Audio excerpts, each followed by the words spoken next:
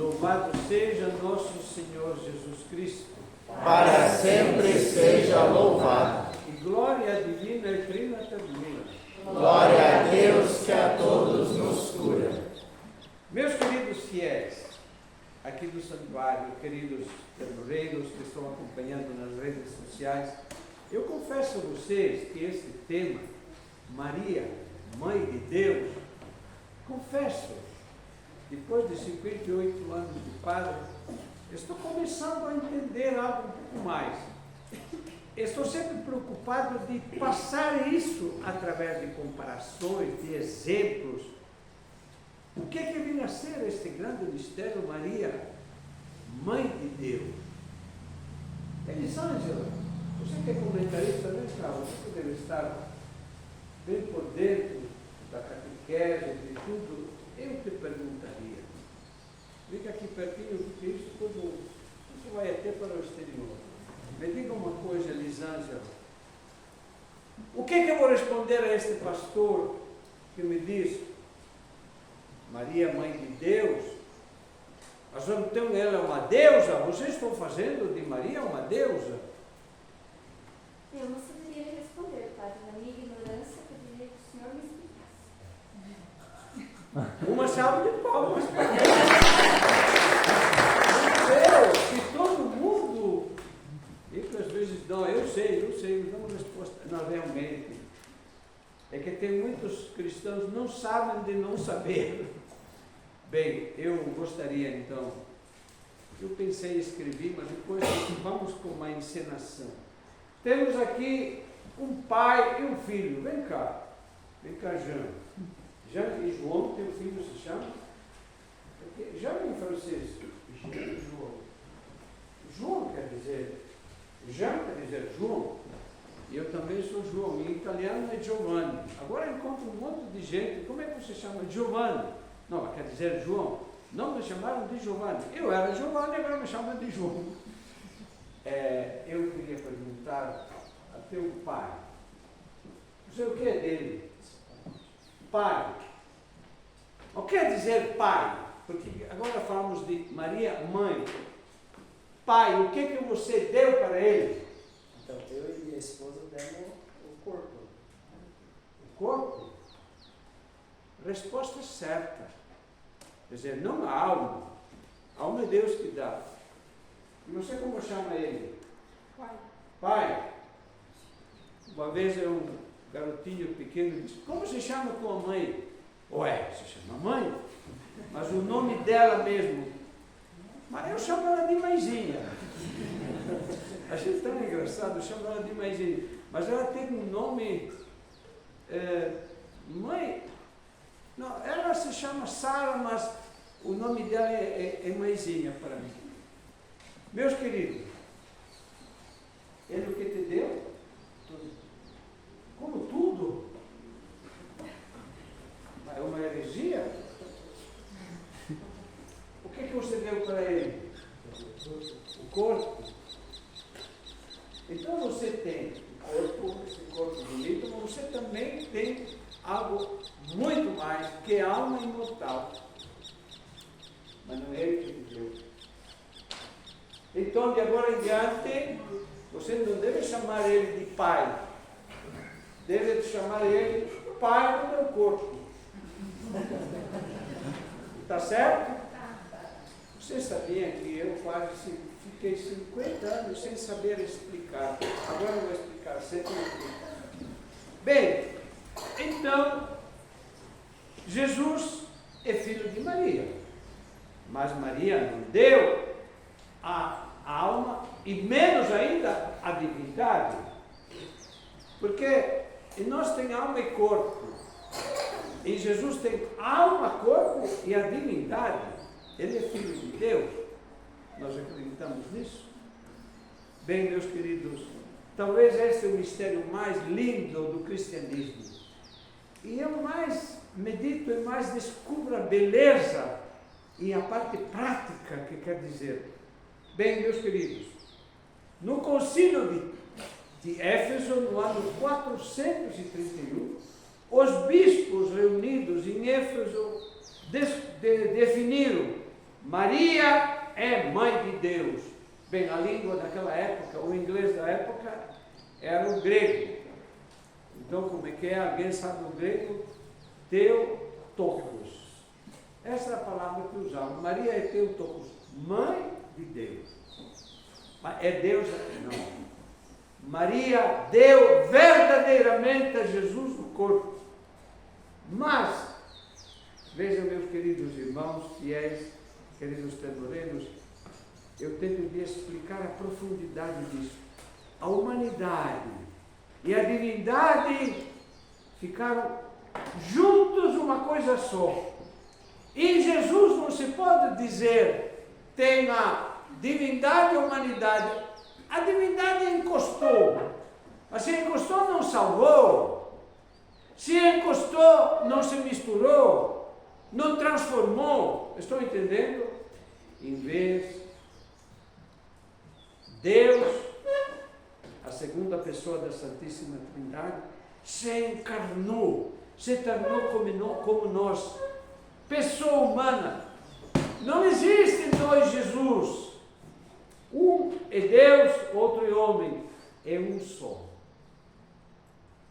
Para salvar, não devia só encostar, devia assumir.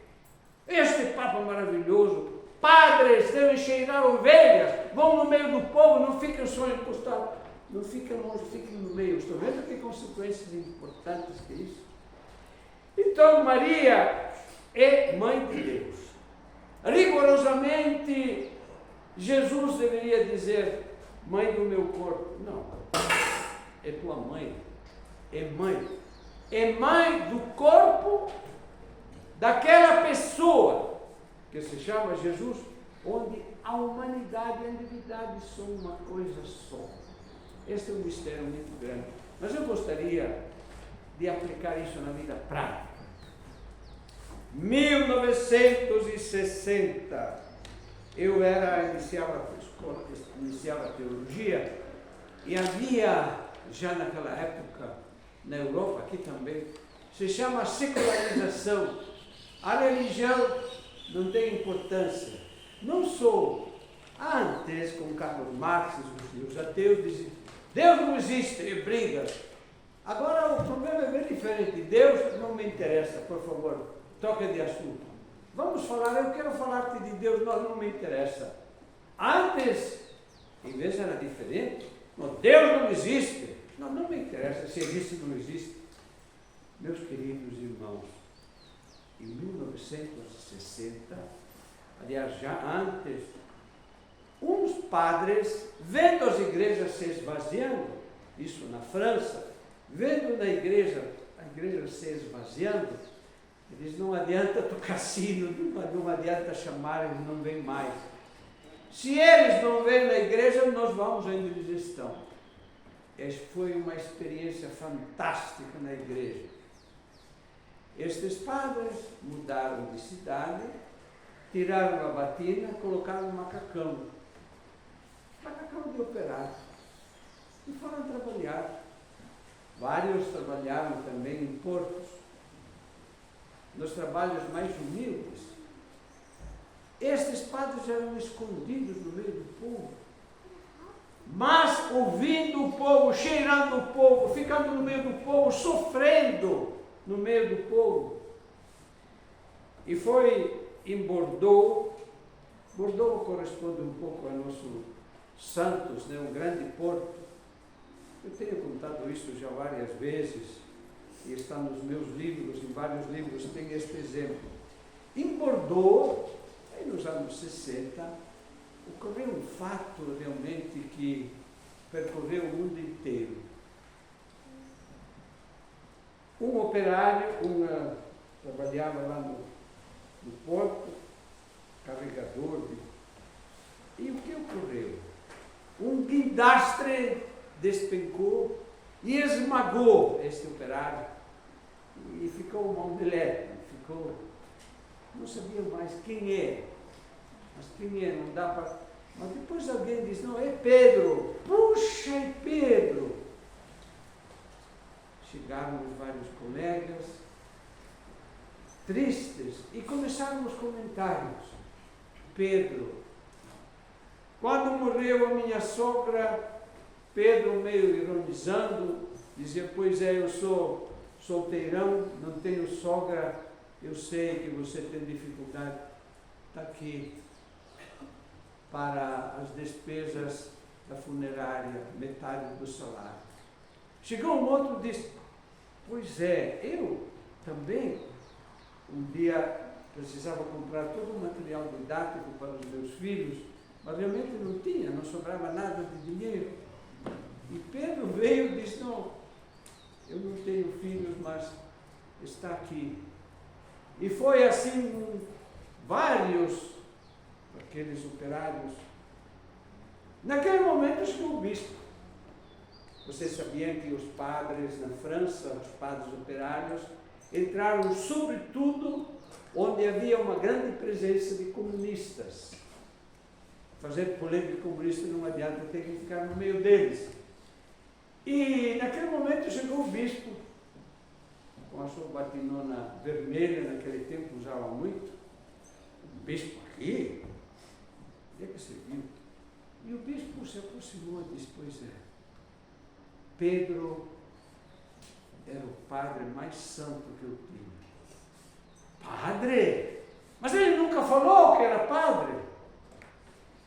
Pois é, se ele tivesse falado que era padre, vocês teriam que tomar distância. Mas ele era, e aí começaram os comentários: senhor bispo, um padre como este nós não sabíamos que existia. E o bispo disse: pois é, nunca, não julguem os padres. Vejam a vida deles, não é só ele. No Brasil, naquela época, já havia 600 padres operários. Já pensaram? Bem, naquela época a França tinha 40 mil padres. Meus queridos irmãos, queridos ternureiros, eu quis passar esta experiência e eu também, veja, entusiasmado com tudo isso. Era uma geração, nós de padres, que queríamos tirar todo o dízimo das igrejas, queríamos ir trabalhar como o povo.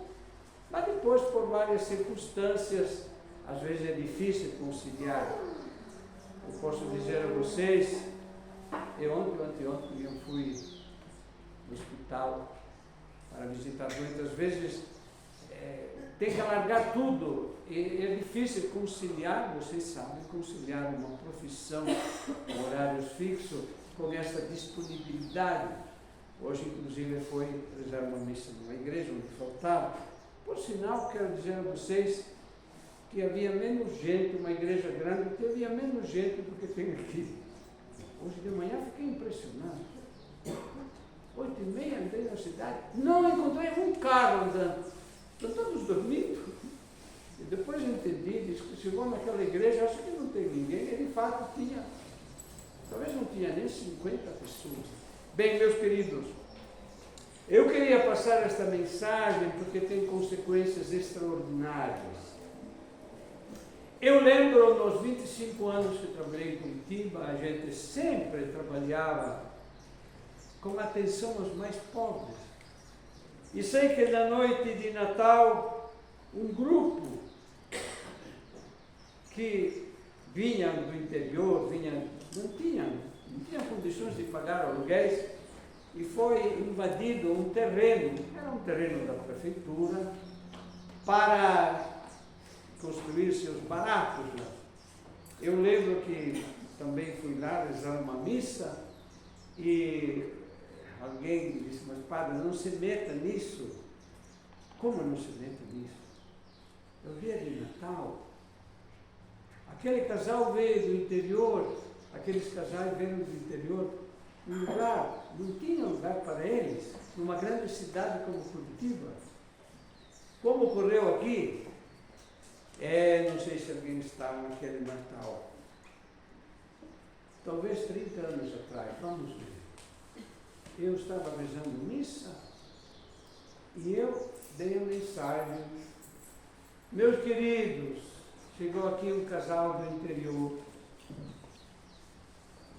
suados, ela está esperando o nenê, se vocês pudessem alguém hospedar este casal. Está aqui Ana Maria, talvez Ana Maria estava naquela missa, não sei. E eu disse assim, não sei se alguém pudesse hospedar este casal. Todo mundo baixou a cabeça, ninguém respondeu. Mas, uma baixinha, Heleninha, alguém se lembra ainda? Você lembra da Heleninha? Heleninha, senhor padre, podem vir lá em casa. Eu estou numa kitnet lá, mas eu posso dormir no chão, eles podem vir, não fecho. Todo mundo levantou a cabeça e disse, graças a Deus que eu respondi. Como assim? Mas a segunda parte é que foi chocante.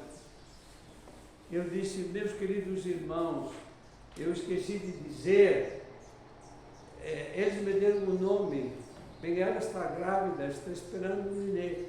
Ele se chama José, ela se chama Maria, e escolheram o nome para o menino, Jesus. O pessoal ficou, é isso mesmo. Meus irmãos, Heleninha, esse foi um teste, sabe? Fique tranquilo na tua casa, mas nós devemos estar dispostos a abrir a nossa casa, porque falávamos lá, para ele não havia lugar na hospedaria. Tivesse que contar a experiência de 58 anos, é inacreditável, mas vou terminar só com isso. Um grande político lá em Curitiba era meu paroquiano, e como sempre Curitiba chega muitas pessoas do interior, estão batendo o lugar.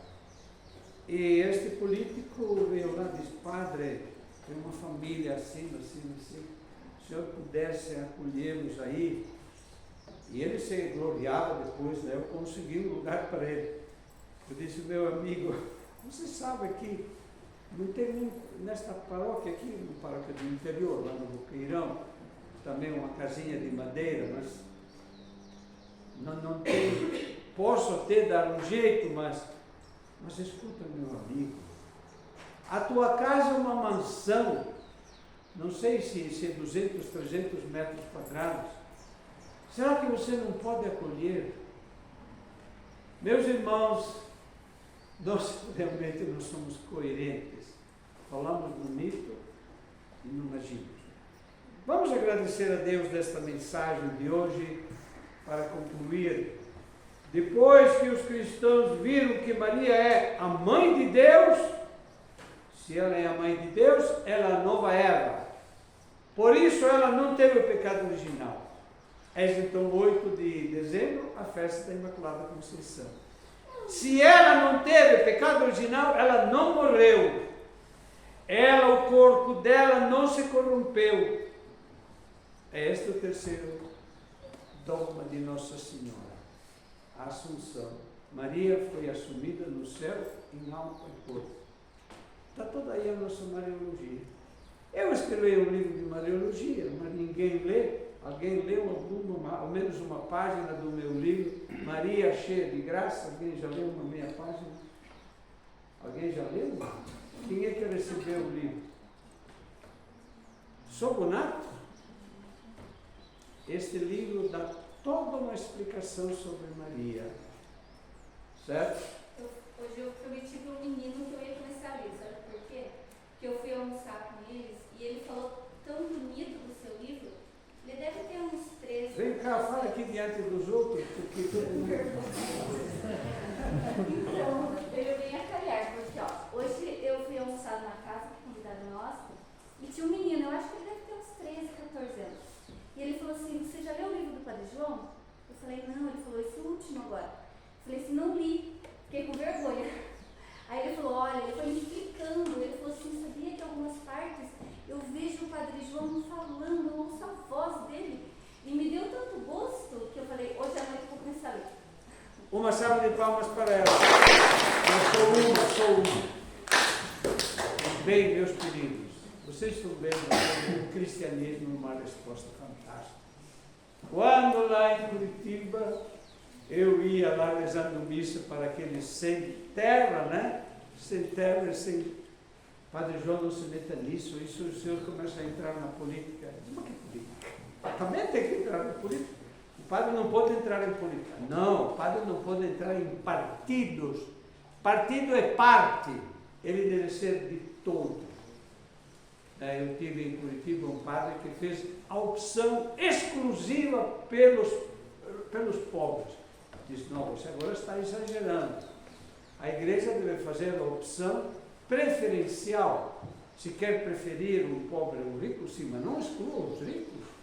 Porque nós temos tantos ricos, diziam estes padres, que repartiram suas coisas. Zaqueu! Nós já meditamos a vida de Zaqueu, você lembra? Zaqueu! E depois, Lázaro. Lázaro devia ter lá uma churrasqueira, fazia aquelas costela a 4 fogos, né, para quando Jesus estava com fome. Bem, paramos aqui. Importante é que Maria, Mãe de Deus, é um apelo para nós assumir e não sumir dos problemas. Louvado seja nosso Senhor Jesus Cristo. Para sempre seja louvado.